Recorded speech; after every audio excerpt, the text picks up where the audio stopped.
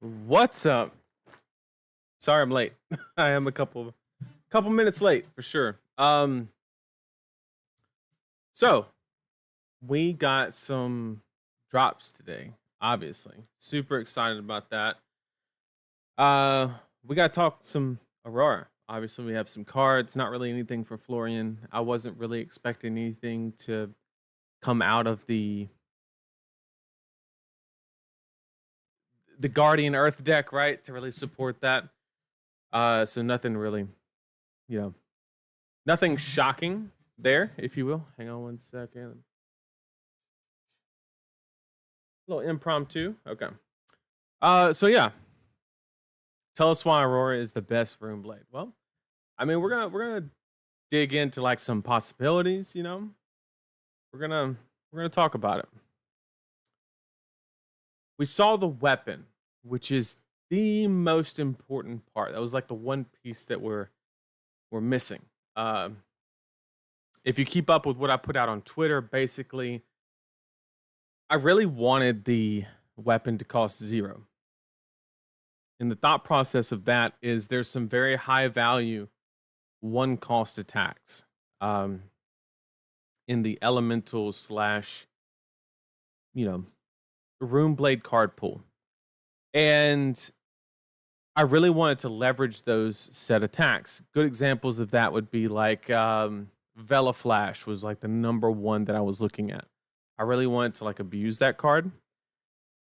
And so I wanted the sword to be free, essentially, so that you could naturally fit that into the cost curve of Mega Lightning Embodiment and have the ability to still make your Lightning Surge. You, of course, can still do that with a Tunic counter.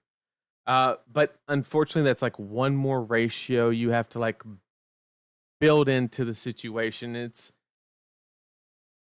It makes things a little bit more complicated. It's not bad. I'm not saying that the weapon's bad by any means. It just does make things a tad more complicated. So we are going to kind of go over the cards that were spoiled, kind of where my brain's at on what this hero is attempting to accomplish, and what are some ways that we can take old Runeblade traditional thought processes and just kind of change them up a little bit, uh, break the mold, and kind of like lean into some other things that, you know, a lot of people are going to walk into the deck building process with Aurora and just think that they have to do things a certain way. I don't necessarily think that's the case with this one.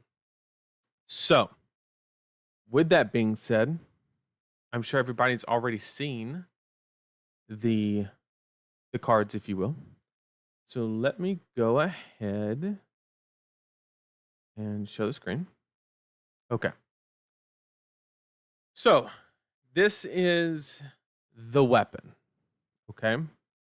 Also, for those of you who don't know, this is the new beta. Like I don't know what card database I think is the correct terminology. And it looks good. I think it's huge for LSS to kind of do this. And the best thing that I think this does is it's an easy way to get a translated language of the card, right? So if you want French, you can go to French and so forth, right? The one thing that I would recommend to whoever manages this website is when I click on the language, just send me to that card. I don't need to click on the language and then click on another link. That just seems like an extra step for no reason, because I'm never going to click on Italian if I don't want to see the Italian card. So just go ahead and send me there. But that's why there's this word beta, right? They're just looking for that feedback, right? So if you have any feedback, always try to give it in the most constructive way that you possibly can. Let me get caught up in chat.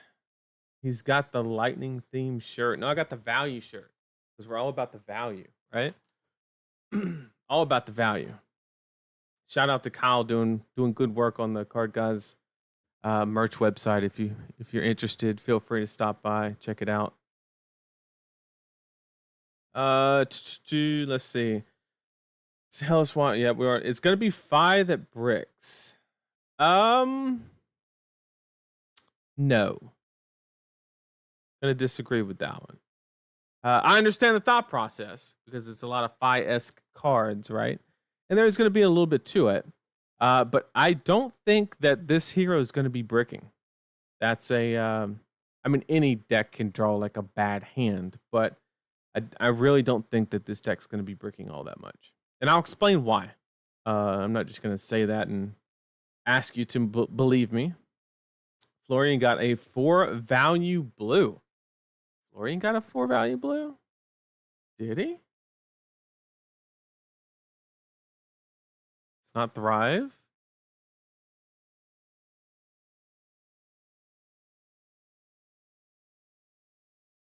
What is Florian's 4 value blue? What I miss? Shock Strikes Goaded. It's a good card. It's a good card. Pretty cool. LSS added a functional reprint of Creepers in the starter deck. Did they? I see Iron Rot legs and Spellfray leggings.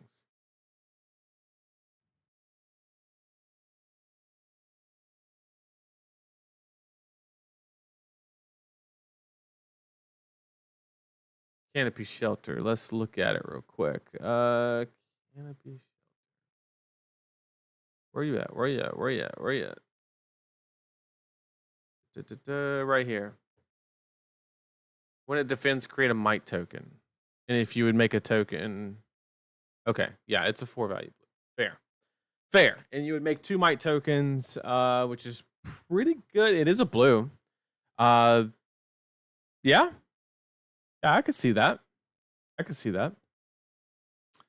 I'm not sure how I feel about the weapon. It has some cool interaction. Florian 5 card blue is grasp into Reaping Blade. That is kind of good, right? It is kind of good. But I guess it depends on how. I think that Florian's going to be like a get a little bit of life gain, create more runway to get to this in-game state to where you're trying to basically set something up and accomplish something way above rate. I don't want to use the word combo because I don't think it's going to be a combo deck. I think it's going to be a stall until certain game state deck, which I guess in Flesh and Blood would be considered a combo. Kind of like Bolton, but it's not like one play. He can like do it over and over and over again. Oh, the Iron Rod joke. Gotcha. My bad. You're right. Hey, there are some games where Creepers is just name brand Iron Rod. They're the Iron Rod Yeezys. Okay, so let's go ahead, just as a refresher, in case anybody has missed it. You know, that's the hero ability, right? If you play the lightning card this turn, pay 2 to make that embodiment of lightning token, right?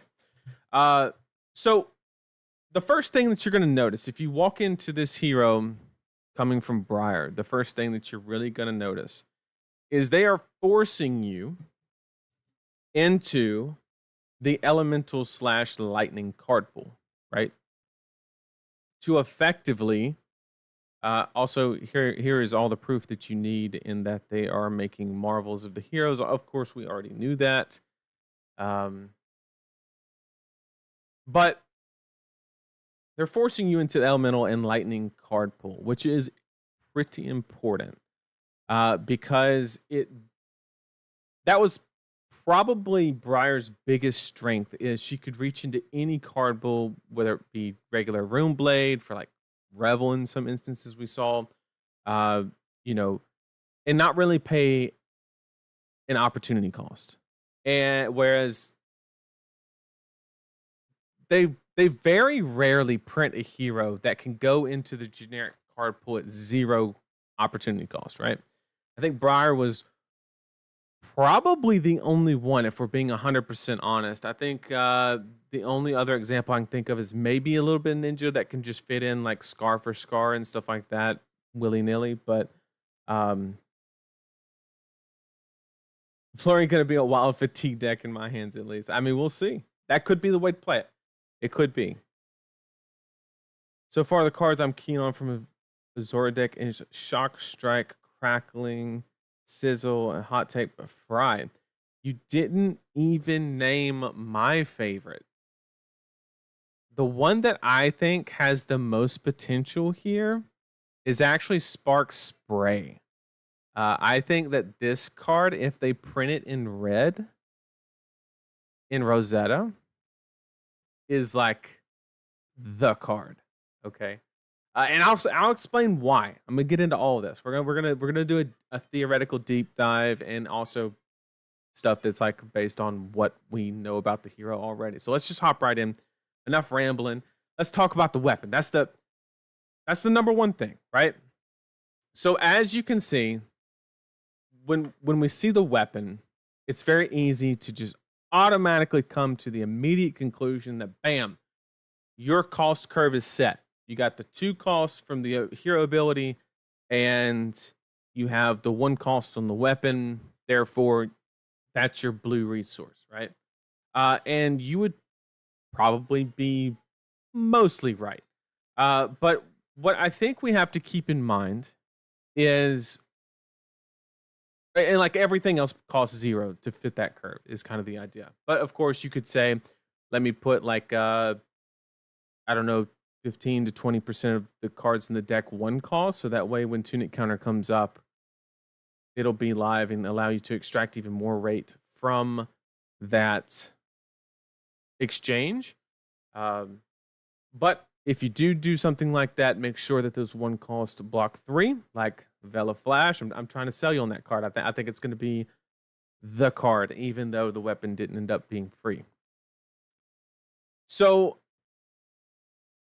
also, like a lot of people are starting to catch on, the card that got spoiled, I think it is Burn Up, the meld card, right? The dual card.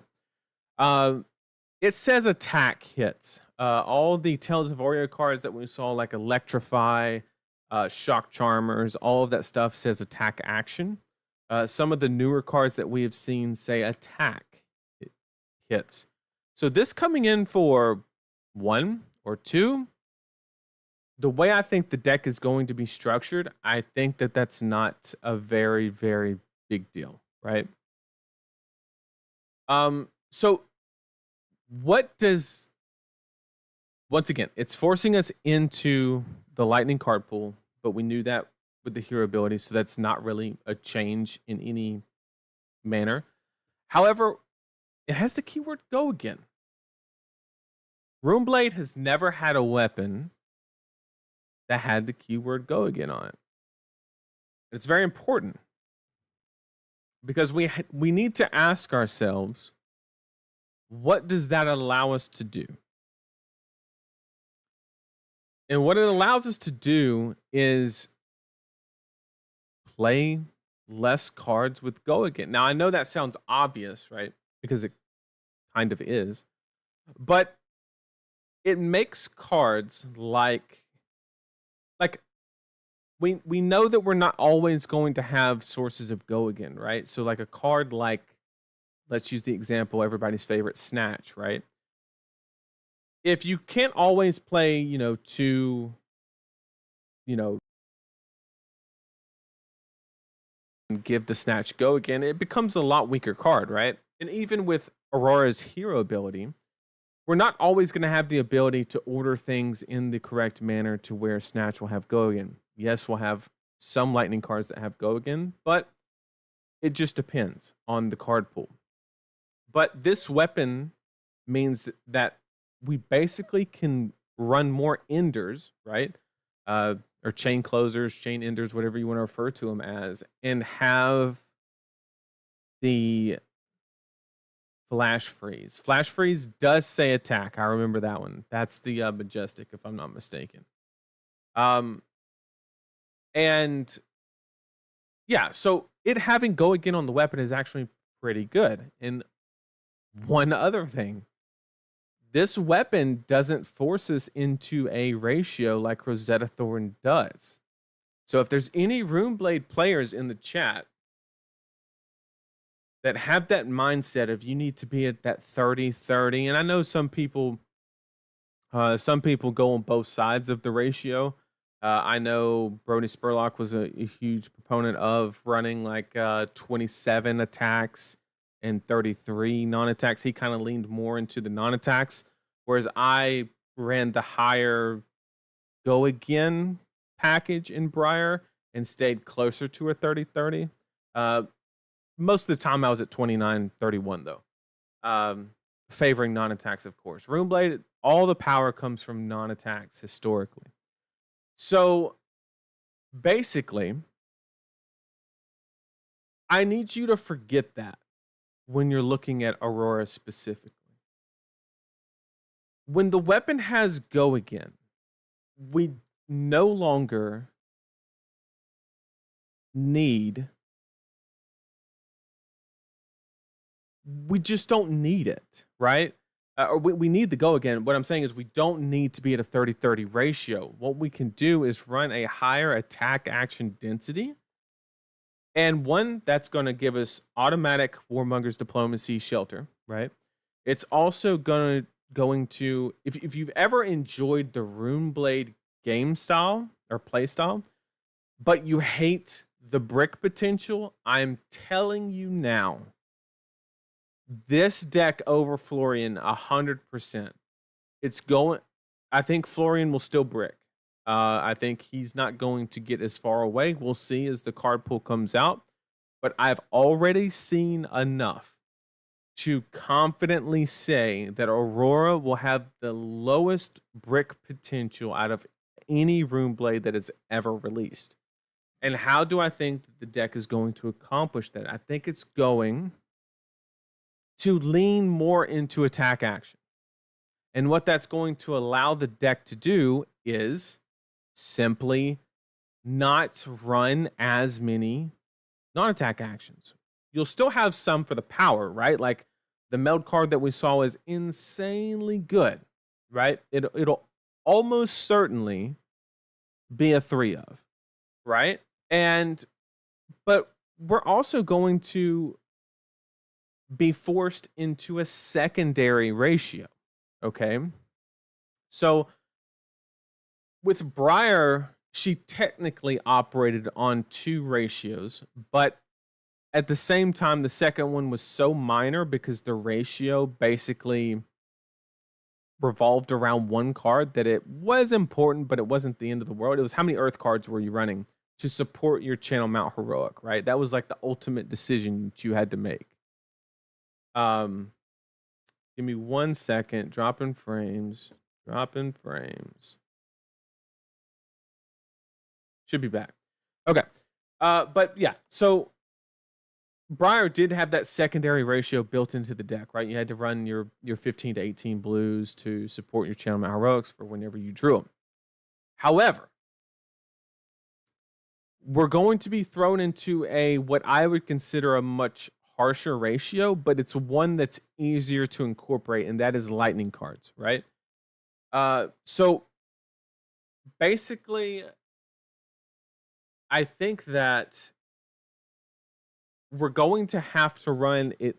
I know this sounds crazy. I think we're going to have to run at least half lightning cards. That would be my guess, personally, is that we run half.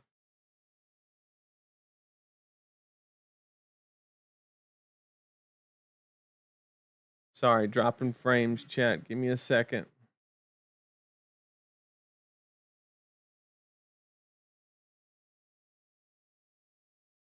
Give me 1 second.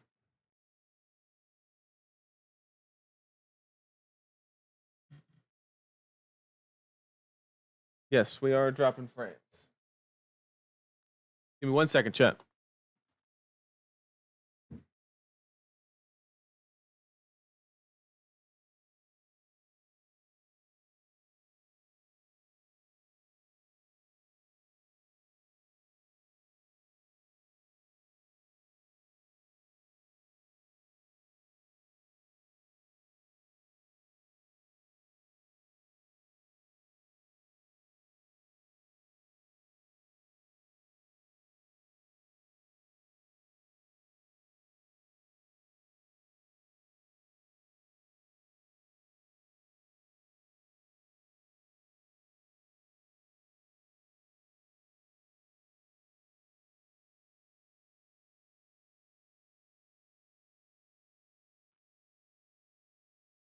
Okay, we theoretically should be back. Let me know, chat, if I sound good.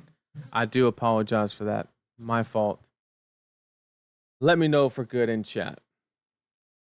And I will go ahead and answer the questions that have been piling up. Let me go ahead and answer some of the questions that we got in chat. Once again, let me know if I sound good. So far, yep, we already went over that one. Weapon is good, enables good hands with chain. Yep, exactly what I said. I'm expecting more burn up effects on Rosetta, rewarding you for hitting. I agree with that notion. I think that is the direction that it's going to go. Weapon's a nice way to start wide. Exactly. It's simply a chain extender. Flicker Wisp, Burn Up, Shock Sword, Stack Shock is a cute 17 damage. Free card with tunic. Yeah, so the tunic resource is going to be important, right? I appreciate it. Sorry about that again. And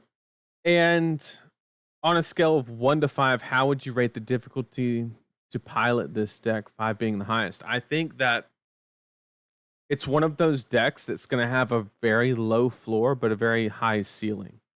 And I say very high ceiling. I mean, it's not going to be like Kano or anything, but it's just there's going to be some nuances. And I think a lot of the nuance is going to be in deck building and sideboarding.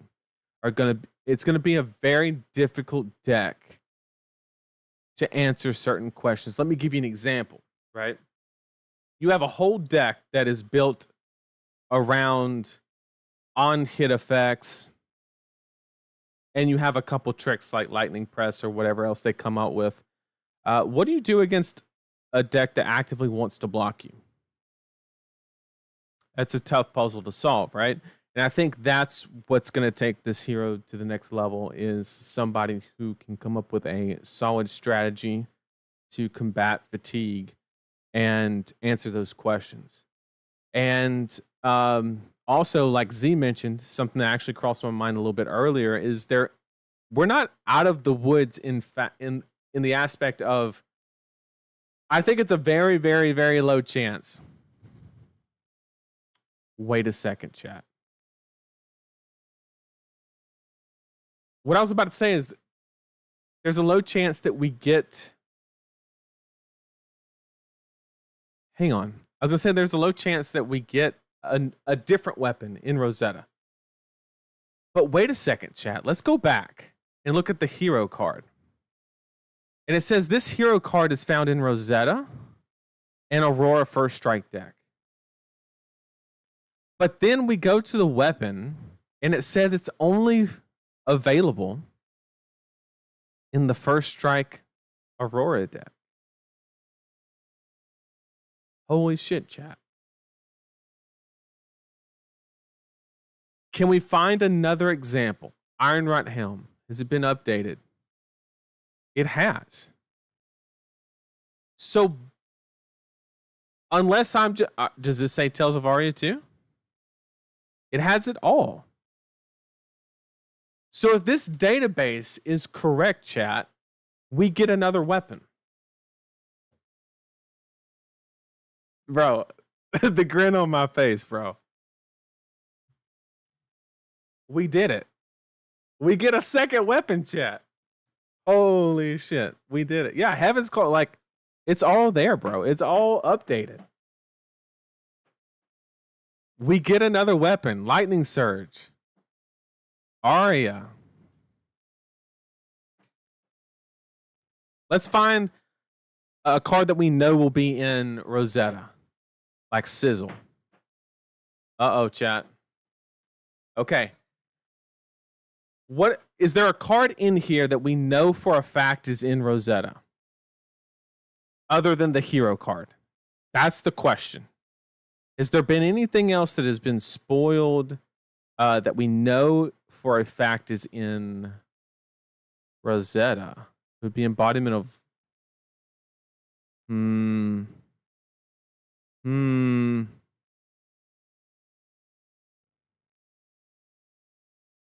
Let's we're in too deep, chat. We have to Because there's no way all of these are not in Rosetta. There's no way that like this whole product is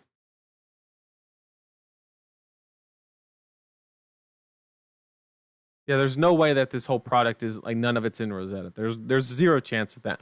Okay, so I just think that sorry to get your hopes up, chat. I think that Aurora is the only one that's been updated.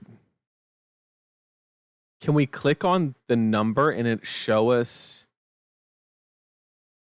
We click on the set and it like show us. I've never used. Oh, this is kind of good. Is there a set? Okay, there should definitely be a set. I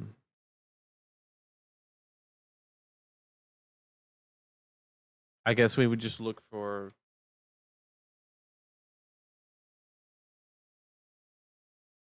anything with the word Rosetta, and maybe it'll pick up on the codes as well.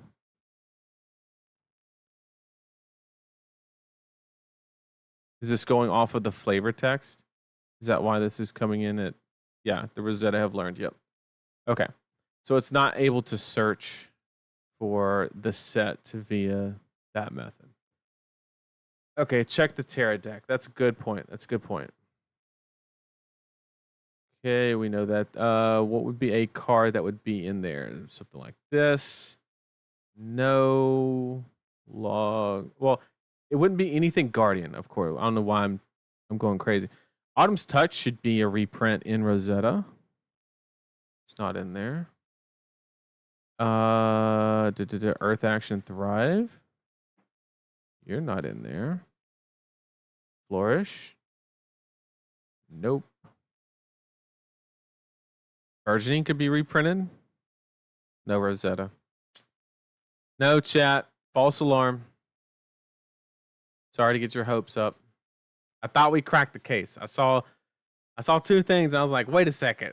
One's not like the other. And we got all excited and it was for absolutely nothing. So I apologize. I apologize.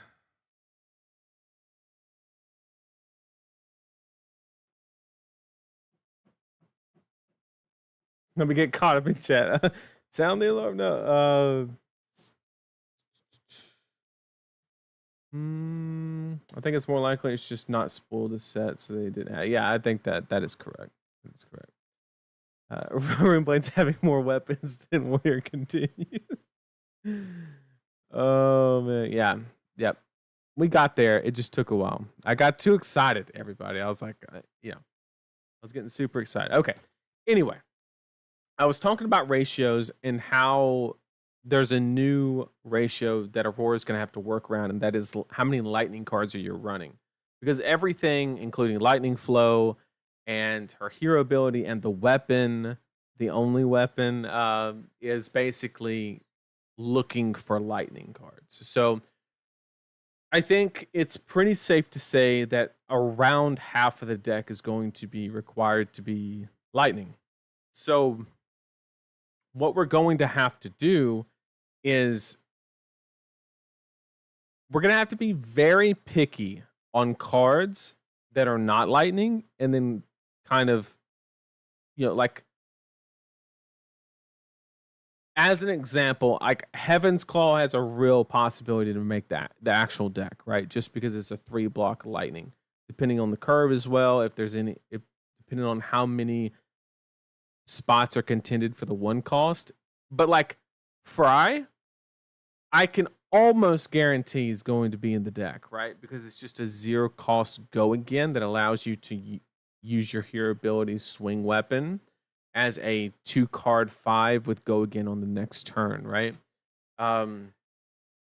So like these cards don't look amazing, but they're really going to be playing very, very important roles in what I think Aurora is trying to do. So let's talk about how that changes things, right? So we're obviously I think it's pretty safe to say that we're not going to be running cards like Revel in Room Blood and stuff like that. I have bad news for you then. No space for the current revealed ones to be in Rainbow. Ooh.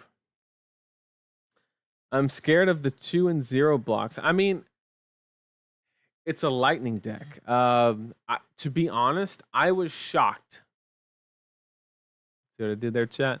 When I saw that this card blocked 3, right? Because I thought it was absolutely wild.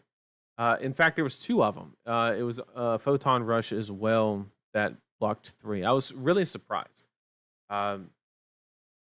So I think that what you're going to have to do is also anything that's not a lightning card, you're going to try and incorporate as many 3 blocks as you can into those slots, unless you're going all in on the aggro plan, which, let's be honest, that is probably the way that this deck's going to be played.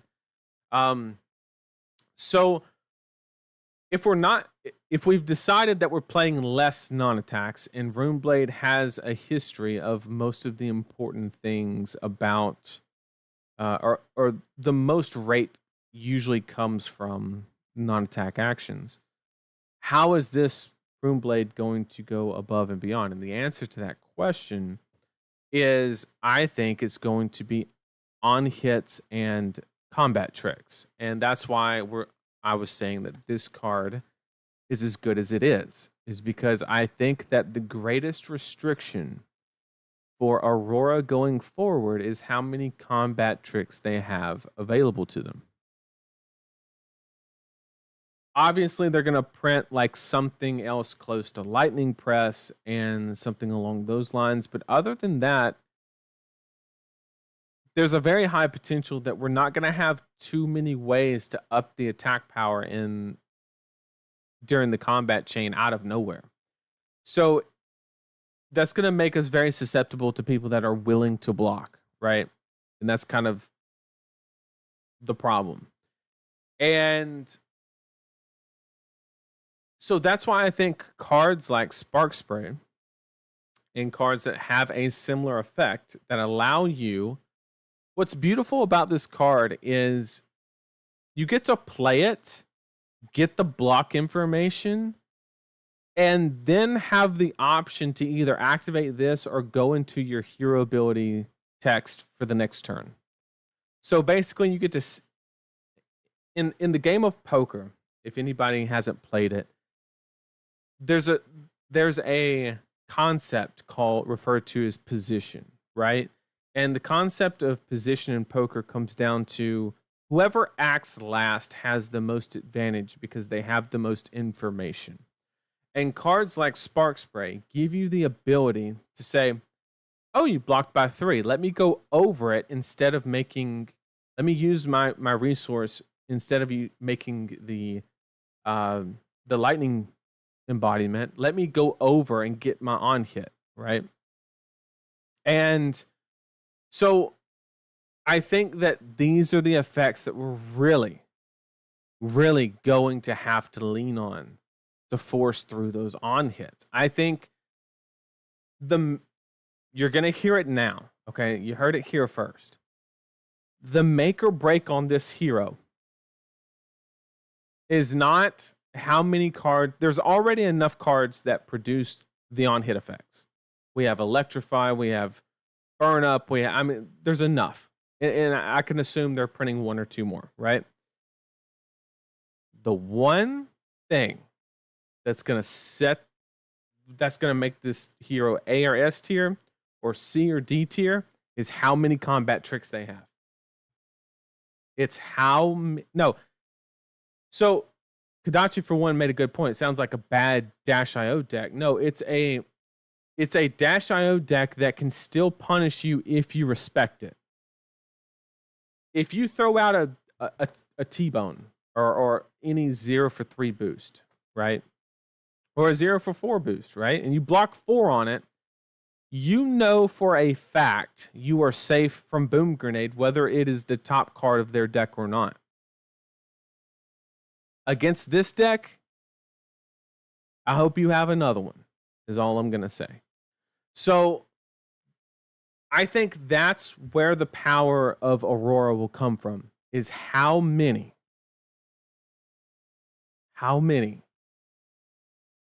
combat tricks she has access to. If we have to start dipping into Razor Reflex and shit like that, I'm gonna be honest with you, chat. eh, it's gonna be rough. All right, it's gonna be a rough season. But if we don't have to dip into stuff like that, and we have enough ways to overcome people just blocking the face value on the card, we're in there. And I think a lot of decks are going to be on 6 lightning presses, stuff like that, to depending on how many combat tricks release. Um, it'll be extremely common because they went away from the fuse mechanic from what we saw, right? So you no longer have to show the lightning press. It is an actual game of, um, are they going to put you on better habit or not? So let's see. Formatting on Fry is super interesting. Has a block value of 0 instead. So what they did that for is to make it where you can press it and it become a popper. So if you didn't know, you can actually block with an attack and then lightning press it and turn it into a popper. Unless there's something else that I'm not aware of. Also, it's probably like that so it's not stuck in your hand. Would be another way to think about it, probably. I haven't played Lightning, sorry. Yeah. Nathan is coming for us all in these room blades. Rooting for you, man. One of the most underrated pros, and that will change very quickly. Your contributions to the community are also underappreciated. I appreciate that, man. Means the world. But if you know, you know. Maybe a lightning instant that gives go again to an attack like Blink. Like Blink, maybe? Do you think rune chants are going to be a thing? That is a very good question, and I think it will not. I think that this deck will very, very rarely create or discharge a rune chant token. I think most of its like arcane damage will come from most of its damage is going to come from or arcane damage is going to come from actual card text. And I think that, yeah, I just don't see a world where this deck there might be like some desperation plays where you're like making a rune chant and playing like a 1-for-5 or something like that. If you run Grasp, which Grasp is a pretty good one, but so Nick actually brings up a good point. If Ball Lightning is unbanned, which in today's meta, I don't think it's extremely above rate by any means. If you're not familiar, if there's any old school players, they know about it. But there's a card it was also released in Tales of Aria, called Sting of Sorcery. And it's a Runeblade card, just straight up Runeblade card, and it's a non-attack action that says every time you play an attack action card, ping your opponent for 1 arcane damage. And more importantly, it gives the card the text of deal 1 arcane damage. So against Fatigue back in the day, what we would do, actually helped Kel McCreath test for his nationals. He tried to fatigue me on Bravo while I was playing Briar, and I just lined up, sting, sting, ball, ball, ball. And what that did was every separate instances of arcane, therefore they all got pumped, and then each one it just escalated, and it can turn into like a 40 damage turn. So if Ball Lightning does get unbanned, I think that solves most of the fatigue problem. I think you're going to be relatively okay. Are you still going to be susceptible to like extreme fatigue with a lot of life gain? Maybe, but at least like you're not going to have to worry about like assassins and stuff like that. I mean, maybe if they rip those cards and stuff like that, it could be an issue. But yeah, if they do ban it, it'll make things a lot easier. I will say that if they do unban it. But to answer your question, Henry, I think that this deck will not hardly utilize rune chant tokens at all. word to compensate for the hero power, Electrify seems awesome. It does, but I don't know. This is the way that I'm currently looking at Electrify. Other than turning on the hero ability, why would I? And obviously, it also is going to depend on how contested the arsenal is. In a deck like Briar, the arsenal was very heavily contested with Lightning Surge and other setup cards like Channel Mount Heroic. Obviously, you're still going to have Lightning Surge, but you're not going to have Channel Mount Heroic, so maybe there's less contention for that arsenal space. But with that said, the factor that makes Electrify a good card or not is how contended is that arsenal. If it's a deck that's always trying to set stuff up and stuff like that, then it's literally probably not. It's going to be the same where like it'll see its spots in the meta, but it's not going to be a normal card. Yeah, Ball was banned for a Ruling Nightmare, but I mean they're bringing in double-sided cards that create one layer and resolve twice. So I'm just saying it's possible. I'm just saying it's possible. You never know. But they made a new rune chant art and it looks sick. It does look sick. It was banned because people are cowards. It's not hard ruling wise, but it only in the meta nowadays, I think like or just when Ball Lightning came out, the average player was way lower, and now everybody's obviously a lot better on the game, and seems like Fusion is getting depreciated. Okay. Fusion does lead to those weird arsenal packs. Yeah, well, it's not really the fuse. Like Lightning Surge was the biggest contender for like really just demanding that arsenal space. And then Briar had a couple other cards, but and also you wanted to make sure you arsenal stuff for like Art of War. So it's funny you mentioned that, right? It's funny that you mentioned Art of War because depending on how this deck operates, it actually will play it. And the main reason that you will play it is as a combat trick. Because you're obviously not going as wide as you're obviously not going as wide as Ninja, but at the same time, here's the one thing we have to say. All right, I'm gonna bring up the full cam on this one because I really need to drive this point home. I need everybody to listen to me on this. When you start your deck building journey on this hero, I can see it now. This could be deep breath. When you start adding weight to on-hit effects to a certain point, you have to ask yourself, what did you do? What was the opportunity cost associated with forcing that on hit, right? Well, use the example of Art of War. If you have to go through all of this to do 1 extra damage to get your burn up effect of 4 extra damage, did you actually get a 1-card 5? The answer is probably no, right? Let's say Art of War only buffs 2 attacks.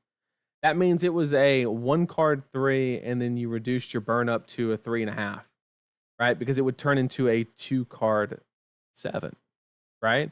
And not only a 2-card 7, but a 2-card 7 that forced you to have the opportunity cost of adding another no block and stuff like that. So before you start adding in all this crazy shit that says I'm going to hit you and do an extra effect, ask yourself, if I succeed in doing that, what was the total cost of that exchange? Keep that in mind when you're doing that, because I've seen too many, like lunging press is the perfect example. I've seen it too many times where they're like, yeah, I CNC'd and lunging pressed it and blew up that arsenal. I was like, cool. you got one value because you traded a card from your hand for their arsenal, right? Um, so you have to look at the whole picture, right? The whole picture. It's very, very important. Very important. I just wanted to get on that. I just wanted to make that point really quick because I can see it now. I can see it. People are gonna be throwing in lunging presses and shit, and just it is a blue. It might be a card we have to run, chat. I don't know. It depends on how many.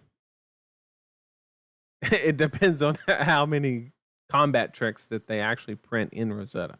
It's going to be, which is once again why I refer to this is my favorite card out of the Aurora deck is Spark Spray, which is probably a hot take for most people.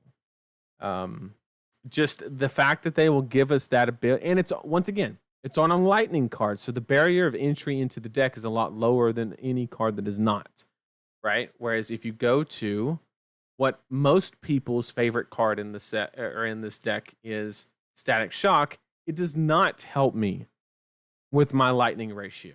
So granted, it's a pretty fucking good card, don't get me wrong. Like it's a very, very good card. It's a 1-for-5 in most instances. But with that being said, once again, to put 3 of these into the deck, you will be paying an opportunity cost associated with it. Are you still going to play it? Hell, probably. I mean, that's a pretty good.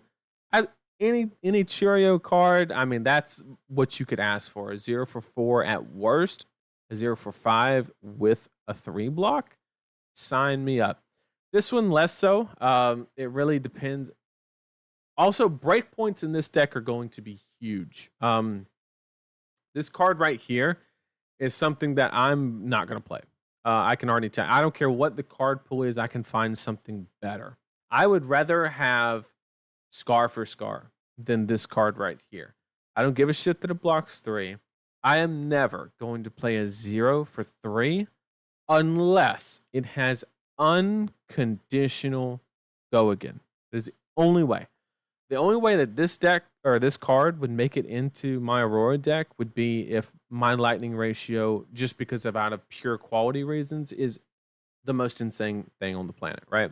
That is the only way. So not really excited about that one. This one is pretty interesting.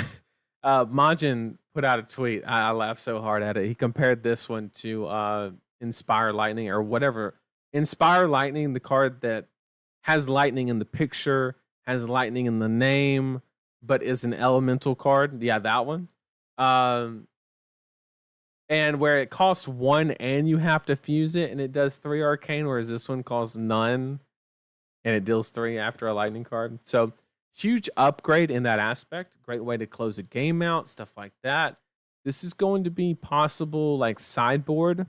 Just, possible like sideboard situation where this could be the avenue that you kind of beat those decks that are really trying to block you out. The problem is, can you contend on that access if you're only getting 3 value from your cards out of your 2 blocks? It depends. To be continued. Crackling. Let's talk about this one for a second. This one's pretty good. I really like this. I like this one way more than the Photon Rush because it once again creates that breakpoint. The breakpoint is so important. Once again, the only way I'm playing a 3 attack card in Aurora is if it has Natty Go Again. That's the only way. It ain't happening. Fry, no block, I'll play it. It's a lightning card. Sign me up. Good shit right there. Crackling, I'll do it because it can become a 4, right? And the lightning cards are probably going to be the ones that create the on hits. So this card will always be a breakpoint when you need it to be, right? So there isn't really that high of an opportunity cost associated with crackling. Really big fan of this card. Obviously, Static Shock is really good. We talked about that. Sizzle.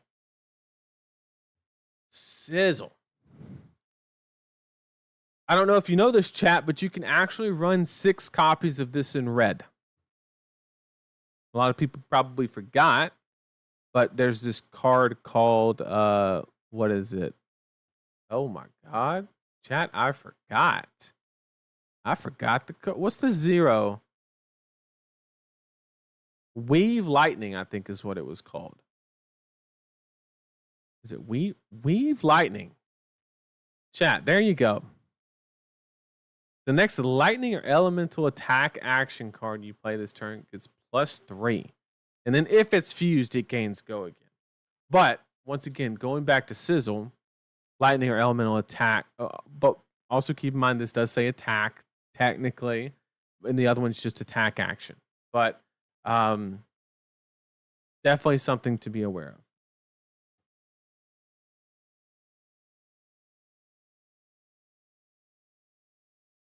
Crackling is not lightning, but it is a breakpoint. That's the point of the card. I'm only playing a 3-power card if Aurora, if it isn't a 3-power most of the time.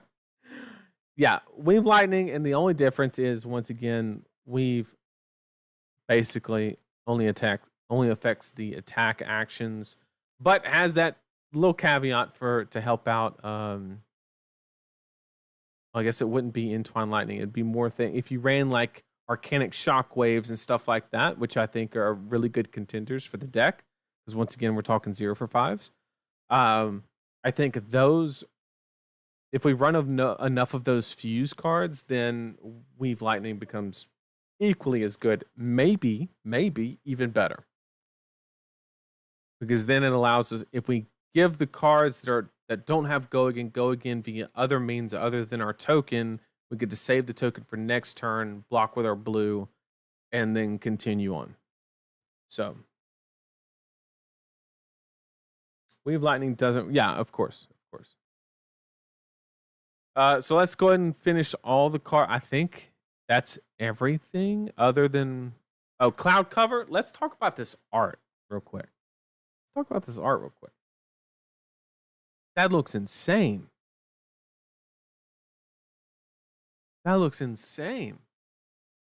Card's not that good, right? Card is not. Let's not sugarcoat things here. Card's not good. Not good. I think this card was put in case you ran against, like you played Aurora First Strike mirror matches. I think is what this is in there for. Not a good card. Amazing art. So sick. But other than that, not really. Also, I have a bone to pick, possibly, with the LSS. I'm going to give them the benefit of the doubt. But if we go over to the Terra deck, look at that Might token. Look at that alt art Might token. Look at it, chat. Look at it.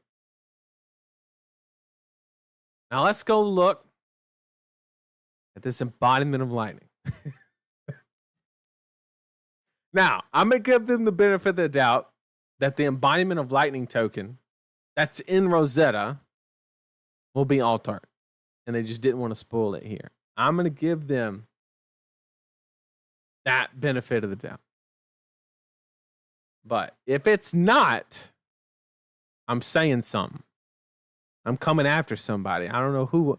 I don't know who I got to talk to, but they're gonna get it.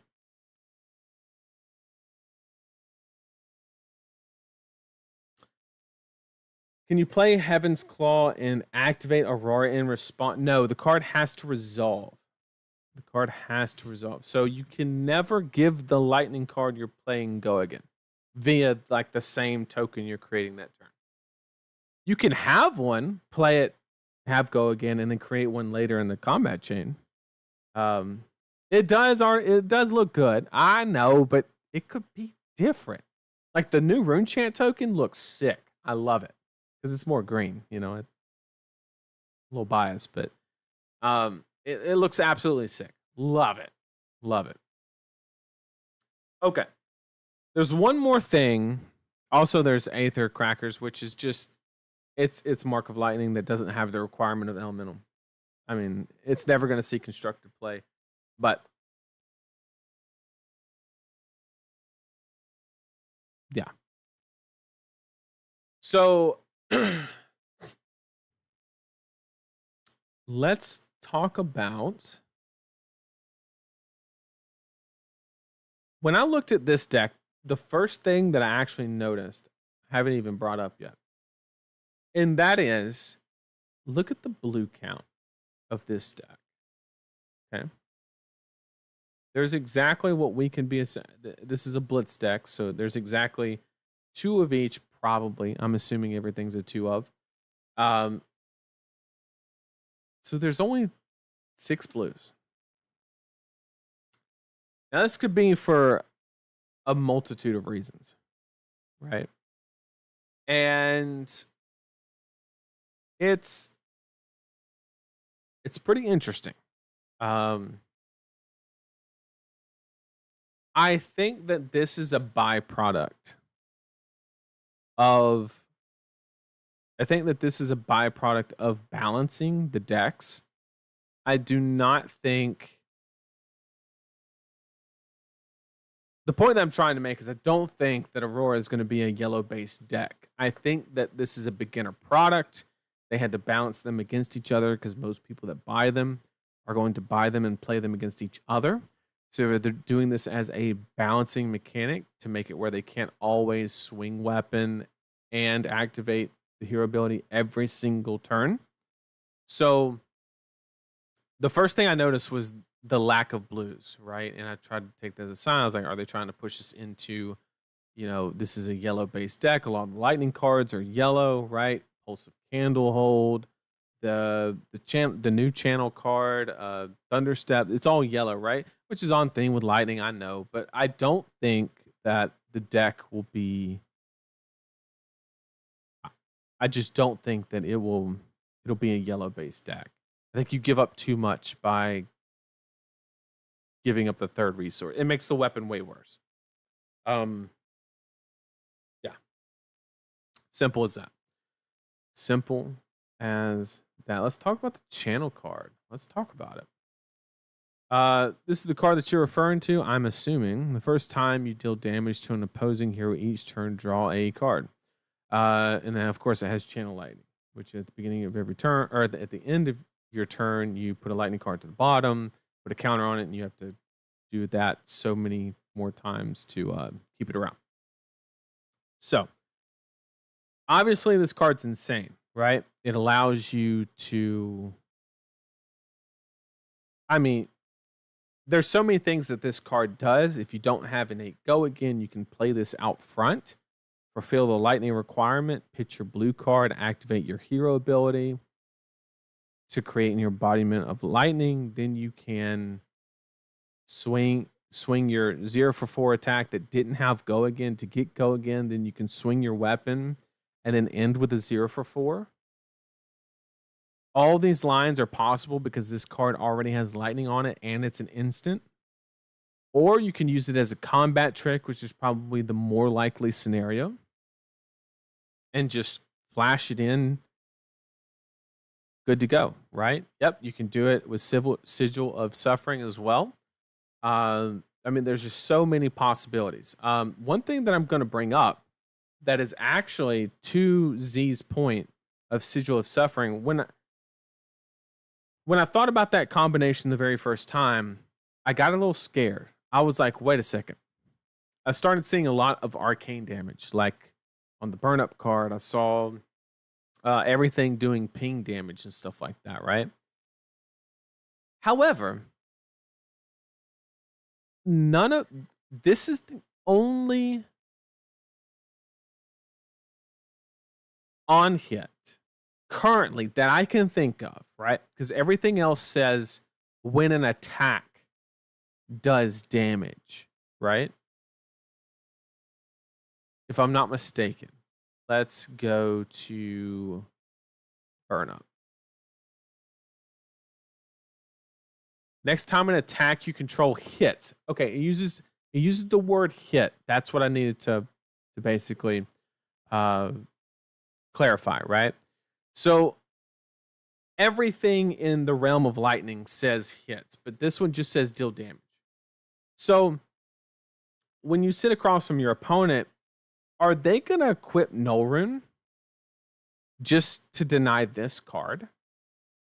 Because it doesn't, like, they can pitch for AB all they want. It's wildly inefficient, right? It doesn't help them. The only way that they actually get value from their Arcane Barrier is by this card.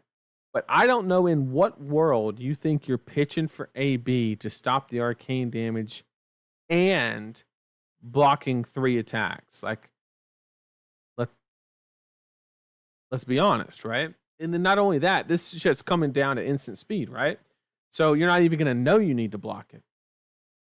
So I think it's going to be fundamentally incorrect if you're an aggro deck to run AB against Aurora. And I think that she's going to be able to abuse that. And it's going to basically allow certain lines to where she can slow down the game a little bit and then push windows around cards that allow you to manipulate the game state based on what they represent. Right? So I think it's very interesting, the AB proposition for the opponent. I think it's very bad EV if they actually run it, unless it's like a mid-range deck to where they don't want you to be able to create the game state of kill you with Arcane when they get you down to, when you get them down to like 5 or whatever.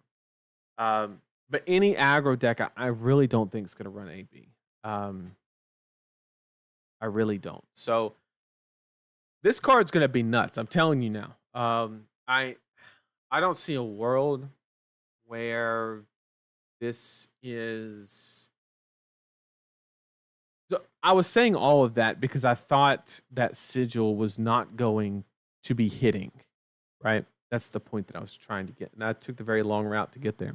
But when I saw the combination of Channel Lightning Valley and Sigil of Suffering, I was like, it's probably not going to hit. They're just going to AB it. But when, like I'm trying to mention, I really don't think they're going to be running AB. I really don't. So I think this card's nuts. Like I think it's going to be so good. But once again, we're going to have to be very careful.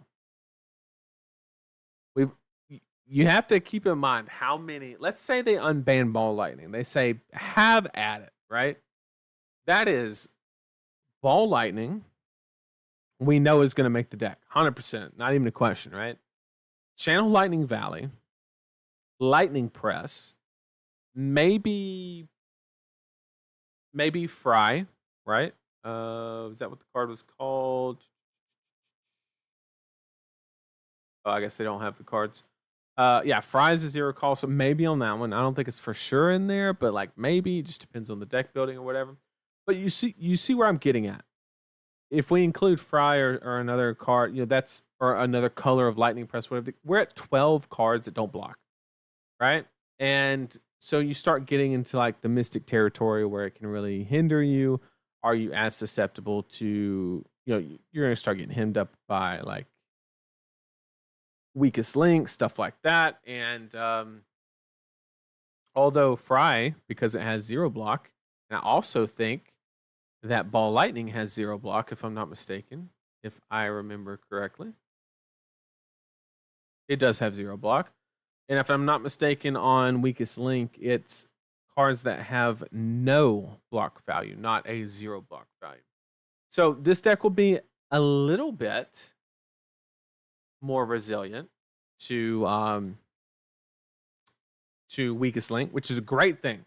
That's a very meta card right now, and that's a very relevant card that we need to worry about. So maybe that is one of the reasons why Fry could make it into the deck list, is because it actually has a block value and it's not just null.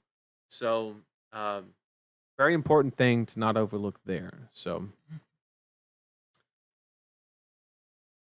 yeah, that's kind of the main thing that I wanted to cover. Was I think that the card the hero is going to operate in a manner where it is play some type of bonus effect if you hit in multiple attacks, which should equal out. And then you have a mixture of basically combat tricks, right? So if we're being 100% honest, where I see the deck landing ratio wise is probably somewhere along the line of probably anywhere between 32 to 38 attacks is what I'm thinking. And then like 15 of the best non-attacks you've ever seen, and then your combat tricks to fill the rest. Because also, depending on how the weapon feels when all the cards are released, we could, if the weapon is good enough to force through all the on hits, depending on like how the combat chains actively work out, you can actually decrease the attack density a little bit. Instead of going 35 to 38, you can go down to like 32, 34, something like that, and then get more power from your non-attack / combat tricks. So that's ultimately where I see the deck landing first. Shock Charmers, for anybody that was super excited about playing that, I think it's just going to be Spell Void. I think the top part of the text is going to be kind of irrelevant.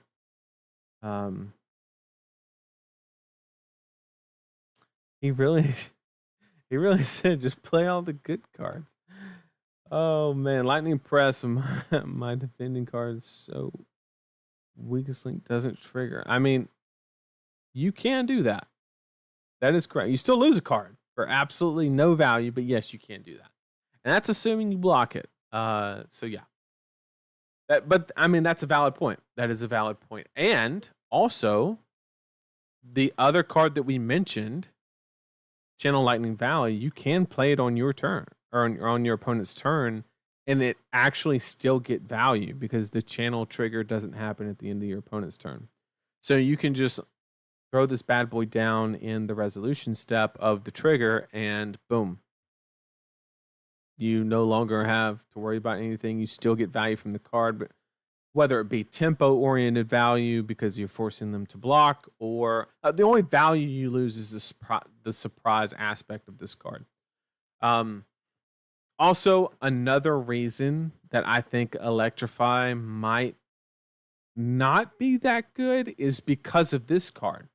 And I know you're like, what do they have to do with each other? Well, the answer to that question is, if you play this card, you need to empty your hand in a way to where you free up, you have the ability to arsenal whatever you draw. If you have Electrify in your hand before this card trigger has resolved, it's the Wild West. You have a very high probability of probably just IPing yourself, depending on like, go again density and among other ratios. So Electrify and Channel Lightning Valley actually do not. Now, it's the nuts if you rip the Electrify off of the Valley, of course. But there is a little bit of a situation where they don't play that nice, right? And we do have to be cognizant of that situation. But this card, I'm telling you, chat, this card, I don't know if it's going to be as good as I'm making it out to be, but man, it's the first thing I'm trying. This card just has so much potential. Having the ability to just flash it in, get the go again.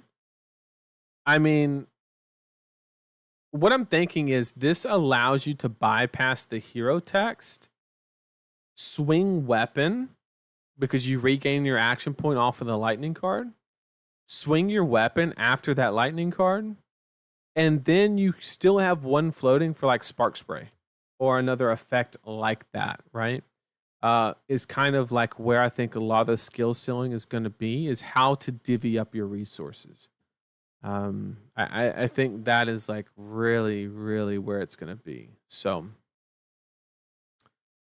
that's what I'm looking forward to the most. Ripster, that card was so amazing. But Vela Flash is what I'm looking forward to the absolute most. As far as other cards that I know are going to be all-stars, of course, we have Lightning Press, Lightning form seems very good. 1 card 5, so we're gonna have to be stingy in that slot or that ratio. We're only gonna be able to fit like 15 1 cost probably is what I'm thinking. You basically just need something every time your tunic hits 3, which is theoretically every 3rd turn. But I like to go a little bit lower on that ratio because you can be great. The more 3 blocks, the more greedier you can be on that ratio. So this is a good one. Rites of Lightning, I do not think is good enough to make the cut at a 1 cost. Especially because if I was going to do that, I would just pick Heaven's Claw because it's a lightning, right? There's no reason to play. I don't think there's. I mean, you get the go again, but I would rather get the extra bonus from just having the lightning card. Flash Freeze is interesting. I don't know if it's too fancy. I don't know. Attacks you control this turn gain. If this hits a hero, deal 3 damage to him. It could be. This could be a sideboard piece that comes in aggro matches that really do not want to block. Entwine Lightning, of course, is going to be in there. We've already talked about Electrify a lot. We've talked about Shockwave. Striker is not going to be good enough to make the cut for sure. Weave is possible. The only thing this card has going for it is it's a lightning. So it might just fit the requirement of, hey, we need X amount of lightning cards. And more importantly, it's a lightning card with Go Again, which comes at the highest premium. It's going to be a very, very important ratio. And then I think the last one that we have is like Blink, right? Amulet's not going to work because we're not fusing that much, right? There might be a little bit of fuse in the deck. This is going to be a sideboard piece, probably. Break out of an ALS loop or something like that. Could be good enough to just play. I don't know. We'll have to see when the cards come out. But Vela Flash making you wish we still had Plunder Run. Those were the days.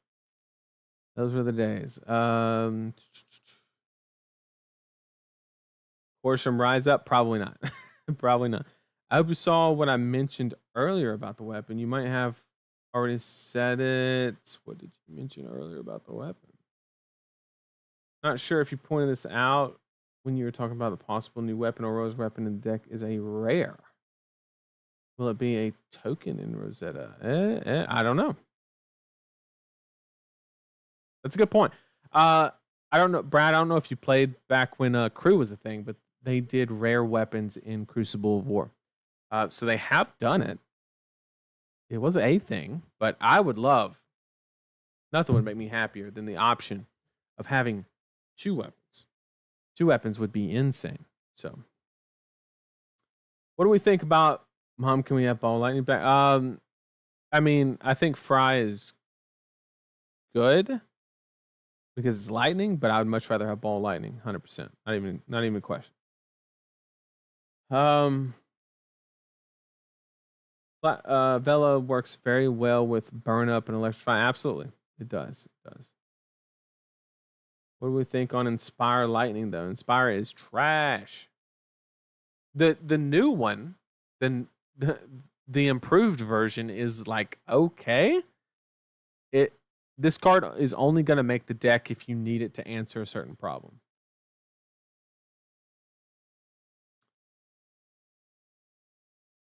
What do you want to see from the L slot for Azura?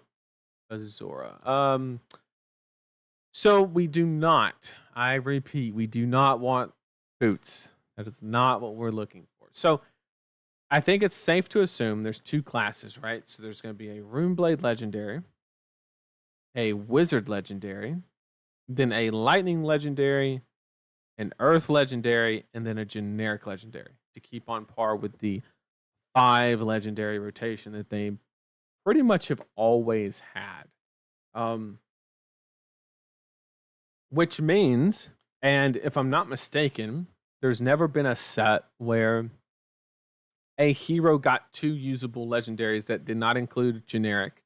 But like as an example, Zen can use Traverse or the chess piece, right?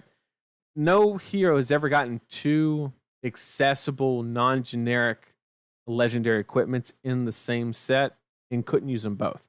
So why am I saying that? It means that we're getting 2 different slots, okay? So the question is what slots do we want? And the answer to that question is it's going to surprise a lot of you. We don't want legs because creepers is, well, it's creepers, right? Gotta have the Yeezys. I know a lot of you are thinking that I'm going to say chest and helmet, but actually, the more that I think about the arm slot, like, don't get me wrong, the arm slot is good. Like, grasp is a rune blade staple. But in this deck, I honestly think that grasp has almost the same text that Dyadic Carapace does. I literally think that that's the case. So, if I could have it my way, legendary weapon would be insane. It would be so cool. It would be so cool. That would be insane. But if I could have it my way, I would pick chest and arms. That's the way that I would have it. If they would give me, I don't care which one they do, whether they, honestly, the lightning's probably going to be the chest piece. Or no, I guess fuck. I don't know. They're probably going to give us the headpiece. The point that I was trying to make is I don't want them to print the headpiece because we already have so many good options. We have balance for aggro. We have Crown of Providence is so good in Runeblade. Maybe less so in Aurora. Maybe I'm giving it too much weight. That, you know, the ability to filter specifically in Runeblade cannot be underestimated. It's literally one of the best things you can do. Obviously, we've already talked about it. Aurora is going to be the least bricky Runeblade to ever exist. And so maybe that's not that important. So maybe a headpiece and a chest piece or a headpiece and an arm piece is like fine, right? So now that I think about it, maybe it is arms and because tunic's good. Don't get me wrong, like tunic's tunic. So I guess if I could have it my way, I would get a new arm piece and a helmet.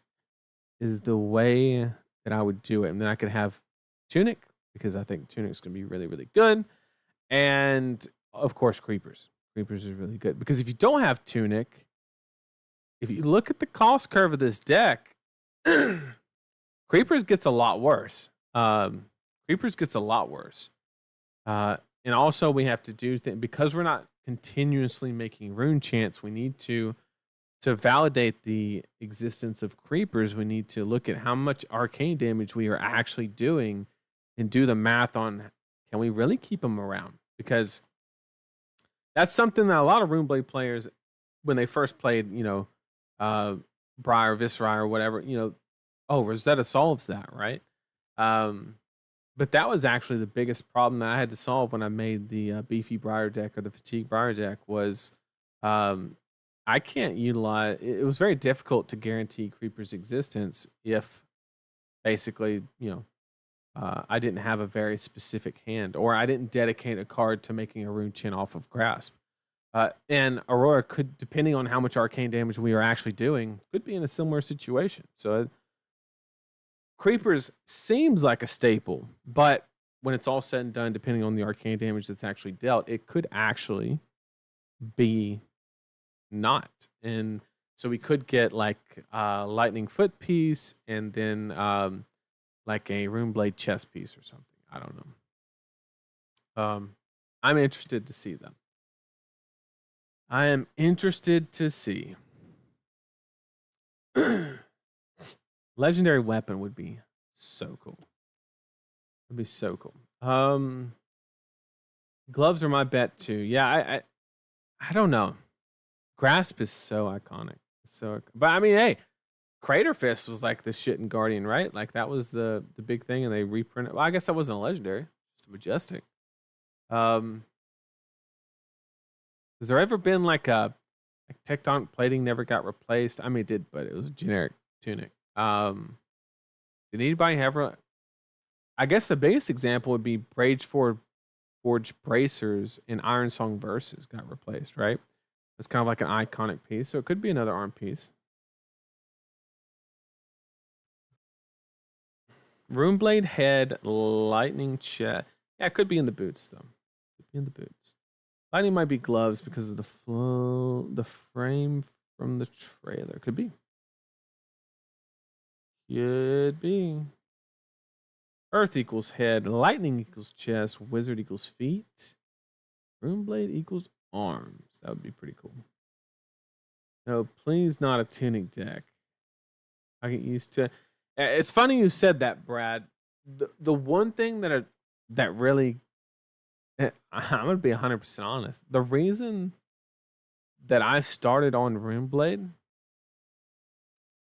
was because I could run Skeleton instead of Tunic. Because when I started playing, I would always forget my Tunic counter, and so I picked up Chain because he used Husk, and then I went after Chain was done. I went to Viscerai, and then I went to Briar, and so forth. And I stayed on that. Like I was in the same boat. I just did not want to play Tunic because I didn't want to remember it. But then I was like, you know what? I think I'm gonna have to do this. So I just got it down.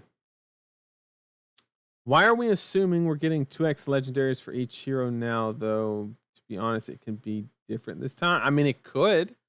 I'm just, if somebody does something, 13 different times, I'm just going to assume they're going to do it a 14th. They could not, but I think that statistically it's very likely. But you're right. It could be something completely different. I'm just taking a logical, statistical approach to it. Wizard and Rune already have L pieces on that slot. Rune doesn't have head. Runeblade does have a headpiece. It's called the Arcane Barrier one. Crown of Dichotomy. I guess your argument is legendary piece, and you're right. So it could be a Runeblade helmet. And yeah, it could be. Wizards don't have arms and head. Yeah. Yeah, it could be deck legendaries. Who knows? But for me to not guess that, I have to, I need a very good reason. I don't have that yet. If generic is a Tunic reprint, that's fine too. I mean, they've reprinted the shit out of Tunic. What is the Tunic even at right now? I'm really curious. Diadem is the is illusionist. Dyadic, Carapace is Runeblade.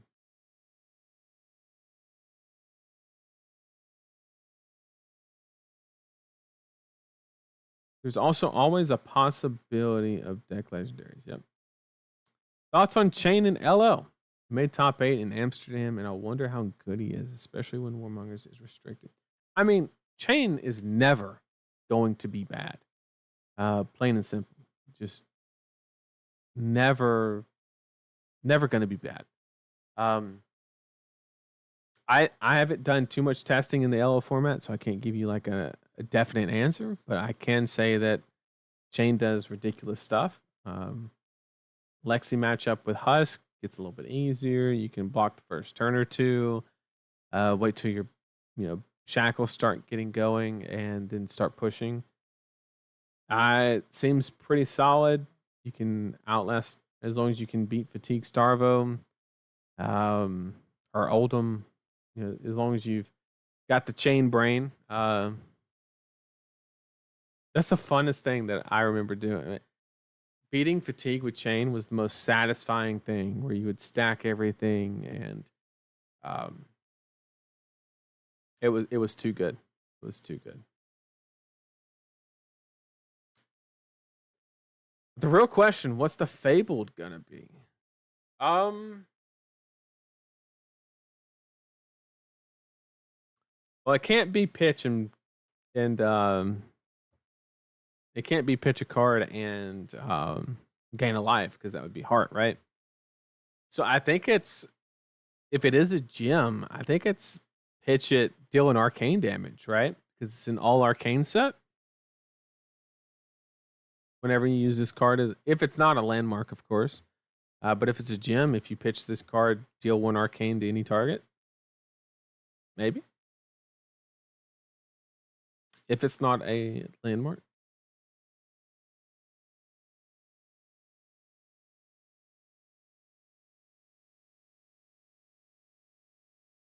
Which sounds busted, right? It like sounds busted, but technically Shard is better, right? Shard is technically a better card. Because Shard makes a rune chant, which has synergies with Mordred Tide, and also basically it can decrease the cost of things in a Viscerite deck. So if they've printed Shard and it's less than that, I mean, I could see it. Would have to be a yellow. 100% it would be a yellow. 100% I agree. Fable will be an elemental card, so all the new... Yeah, it would be an elemental gem. 100%. And what is the one thing that all the heroes have in common? It's arcane. So it's gotta deal in arcane damage. Final answer. Beating fatigue with real Briar was fun too. Oh, Bravo with shield. Okay, we'll see. Oh man. Yeah, I have a funny story. For those of you who don't know, the first US Nats was overran by what they just described, basically Cheerios Lightning Briar. I brought Channel Mount Heroic Briar to the first US Nationals. So everybody in the room, I'm not going to say everybody, but 95% of the Briar players in the room, which made up like almost half the room, were playing Cheerios Lightning Briar. And I was playing Channel Mount Heroic Briar with like Vigor Rush and like Seek Horizon and all kind of stuff, right? And I sit across from a Bravo player, and a very good Bravo player. And I had a sideboard package of 3 red evergreens. And I kid you not, Josh walked behind me. And it was as I was asking the Bravo player how many cards they had left in their deck. And later we caught back up later, and he was like, "Did you really ask that Bravo player how many cards he had left in his deck?" And I was like, "Yeah, I was fatiguing him." So I fatigued a Bravo with triple remembrance in 69 cards. And I was running 62 card Briar Channel Mount Heroic, and I fatigued him. And I know you're probably thinking, "Oh, it was just a bad player." Well, guess what? I knocked him out of Nationals, and then the next day he top 8'd the calling. So he was a good player. I had a plan, and we executed it perfectly. But can't be elemental to deal arcane damage. Elemental doesn't have an... Yeah, you're right. That's true. Because then, like, any elemental guardian could...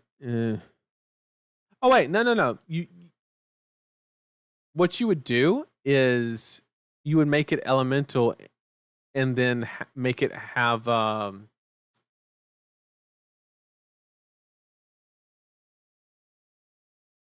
Fuck it. Don't make it elemental. Just make it earth/lightning. I don't know. I don't know how they would do that. Make it a meld card for all I care. I don't know.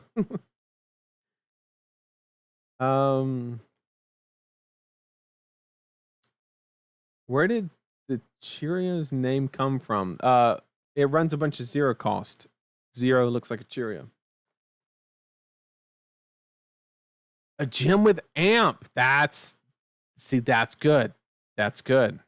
I like that. That's a better guess.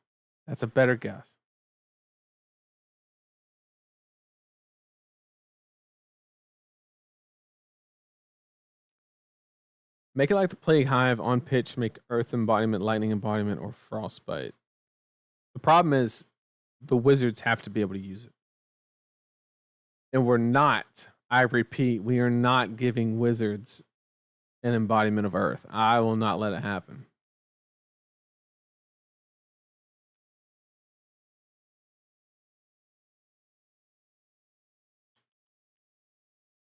Was the tournament that everybody brought no ABs, so demolished by one can? No, that was the first Pro Tour, not Nationals.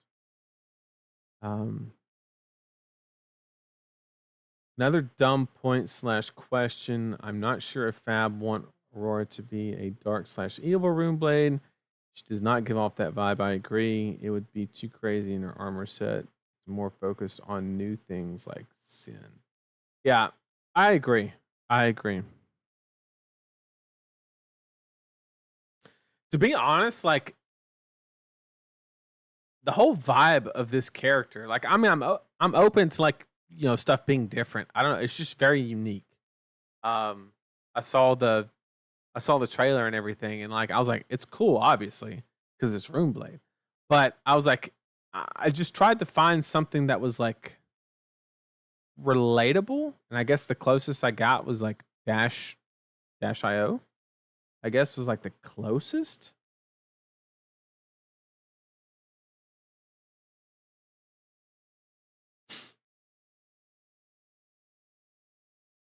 Meld card, Haida Fandel on one side, Shard on the other. That would. You can't do that either because the meld cards, you have to meet both of the criterias to run it in your deck. Also, why is the new weapon a lightning rune blade, but Rosetta wasn't? It's because that's a new balancing mechanic that they're incorporating to prevent stuff like Rosetta Thorn and Viscera and stuff like that. If you look at any at all of the weapons that have a high probability, that are very like non-synergistic and can be applied by the other people in that class, the easiest way they can balance the card is by restricting it to the one class. That's why like half of the weapons in Miss Vale are talented and half of them are not. Just a balance mechanic.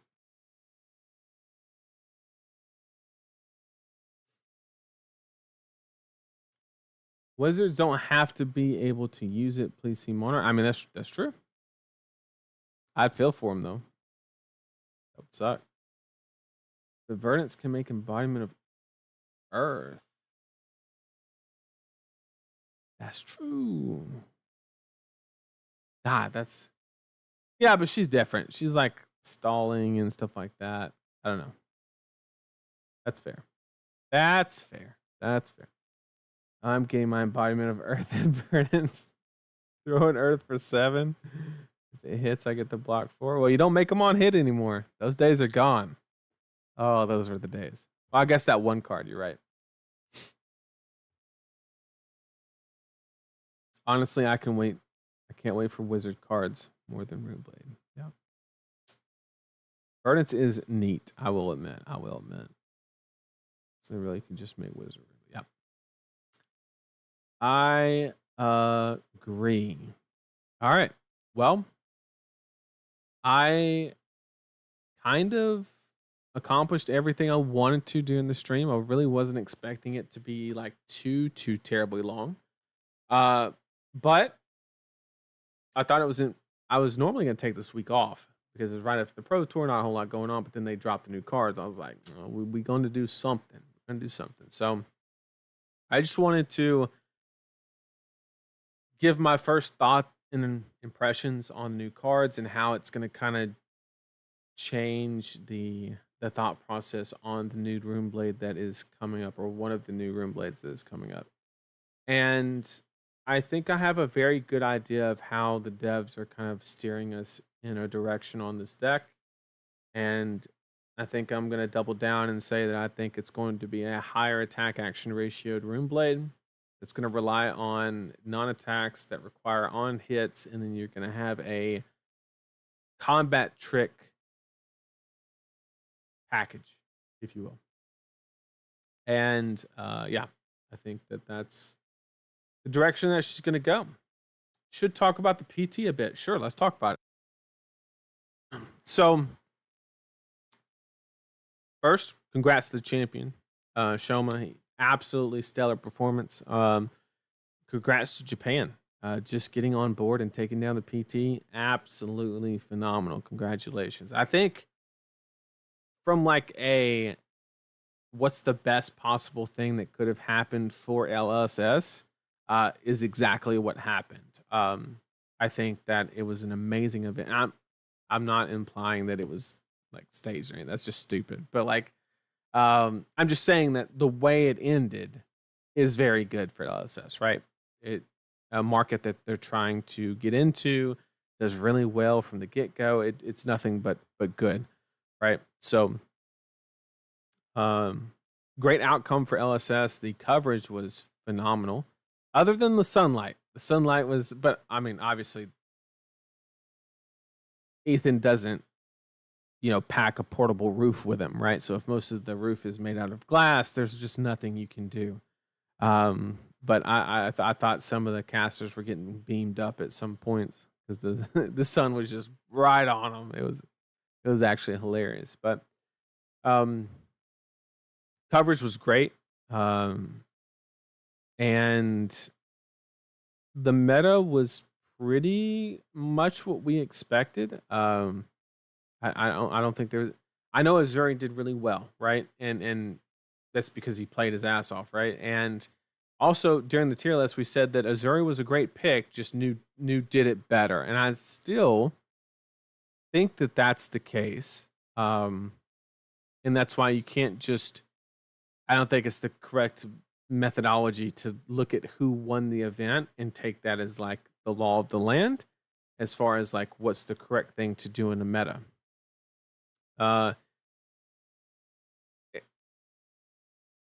Yeah, both of these Azuris played very well. Absolutely. And like I said, Azuri is a great deck. We said that during the tier list. I mean, I even said that I would have placed her higher than B if there just wasn't a better, if there just wasn't a better option. Simple as that. So how that meta changes, there is one calling, if I'm not mistaken, that is between now and the world premiere in Tampa, and chances of a new Crown of Seeds unbanned, that will not happen. I can tell you for 100% fact, it will not happen. Not gonna happen. There is zero chance. Let me explain. There is zero chance that you're going to give a life gain wizard. Think about this. A life gain wizard Crown of Seeds. There's zero chance that happens. Take that, write that check, take it to the bank, cash it. That will not happen. I can guarantee it. No shot. But yeah, I think the biggest surprise was the lack of illusionists in the top 8. I think I thought people were going to become better prepared to answer new, and I think that obviously didn't really happen, right? But yeah, I'll be interested to see what happens in the calling. Do a lot of people try to test Azuri and try to push that envelope, or do they try to maybe predict a shift and attack that? It'd be interesting to see. Maybe we see some more Kano, possibly. Crown of Seas should be unbanned for Guardians specifically. Well, that makes things. It's an Earth card, and there's no shot that they like. I don't know. Wasn't Guardian the one that technically got it banned first?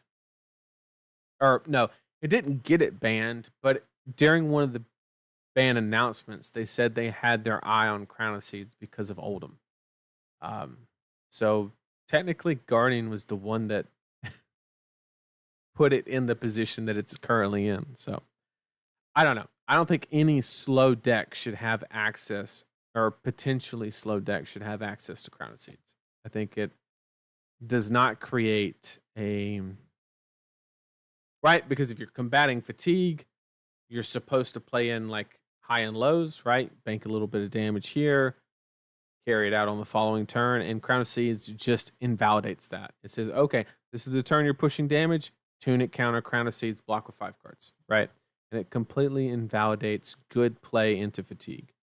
And you literally have to. The only way that you can beat Crown of Seeds with fatigue is if you just have a broken deck or a way to invalidate longevity. Simple as that. I think Florian would also make use of it, possibly. We don't know enough about Florian. I don't have a good enough idea. But if they were too scared to errata Rosetta Thorn, they won't errata Crown of Seeds. That is correct. But with Zen run while doing 50 damage per turn, a big defensive hero could be an answer. I mean, yeah. I think a deck like that with Crown of Seeds could beat Zen 100%. The question is, yes, that is a answer, but is that the answer that you want? Is somebody, I mean, somebody's doing something fucked up. So is the solution having somebody else do something that's fucked up? Like I don't know. I agree that it is a solution. I just don't think it's from the best place.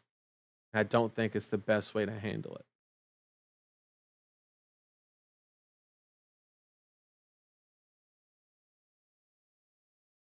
But yeah, I think I'm going to call it there. I really do appreciate everybody swinging by the stream. I will continue to give all the input I have on what these rune blades are trying to accomplish the second I get information. And yeah, once the set actually drops, you know where I'll be. I'll be doing my best to solve each and every one of them. As far as which one I spend the most time on first, I'm probably going to do a shallow dive on both of them at the beginning for like a day or two each, and then dive in on one, right? Because I don't know. I don't want to just pick one and then dive all the way in and then wait for the other one. I want to kind of like see what both of them are working with before I make a huge time investment. And I just want to know which one I enjoy more as well, right? That's an important question that I need to answer before I start. Because anytime I can play something that I enjoy and make content around it, I think it's a win-win for everybody. So, oh, Brad, you're 100%. Chat, I'm slacking. The next video in the learning curve series, I owe you an apology. I got no excuse. I've just been slacking. I'm being 100% honest with you. So I'm. You know what? I'm going to do it tomorrow. I'm going to do it tomorrow. I don't care what it takes. I'm going to finish it tomorrow. I'm going to record it the next day, and we're going to get it up this weekend. That's what we're going to do. We're just going to do it, right? But I'll take it. It's my fault. It's my fault. I'm behind. Simple as that. I've been playing a little too much Counter-Strike with the boys in the Discord. But, it is what it is. I am in the waiting room for Rosetta, if you will. That's kind of my mentality on the game right now. So we are waiting. We are waiting. But I'm definitely gonna get it done, 100%. Thank you for bringing it up. I'm gonna make sure that's done because everybody seemed to love it, and I if people are getting value from it, I'm gonna try to keep doing it. So we're gonna record that tomorrow, and it'll be on the channel probably this weekend, if I had to guess. So thank you all so much for joining the stream with me, and I will see you next week.